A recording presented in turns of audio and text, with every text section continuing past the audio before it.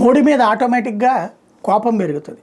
మోడీ ద్వేషులకి అలాగే మోడీ అనుకూలురు అర్థం చేసుకోగలుగుతారు. విషయం ఏంటంటే అమెరికాకి వెళ్ళాడు.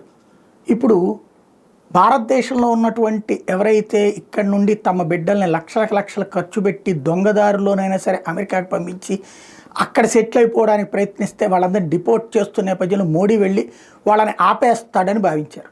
మోడీ ఆపకపోగా అదేం తప్పులేదు, అది మీ హక్కు అని తేల్చి చెప్పాడు. దెన్ మన దేశంలో ఉన్నటువంటి అలాంటి చొరబాటుదారులు లేదా అక్రమంగా ఉంటున్నటువంటి వాళ్ళ కుటుంబాలకి మోడీ మీద ద్వేషం వస్తుంది. అట్లాగే చదువుకోవడానికని వెళ్ళి వేరే వృత్తుల్లో చేస్తున్నటువంటి అమెరికాలో ఉన్నటువంటి వాళ్ళని ఇప్పుడు ఆ పనులు మానేశారు.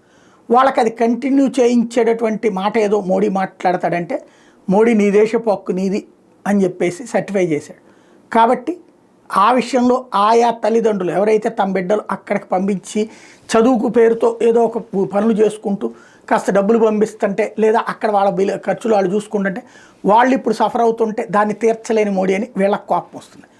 అదే సందర్భంలో అమెరికా వాళ్ళకు ఒక కోపం వస్తుంది. ఏంటయ్యా అంటే ట్రంప్ ముందే చెప్పాడు మోడీ వచ్చిన తర్వాతన టారిఫ్ల విషయంలో భారత్ వాళ్ళ దేశం మీద పన్నులు వేస్తుంది కాబట్టి తాము కూడా వేస్తామని. నరేంద్ర మోడీ ఎక్కడా తగ్గలేదు.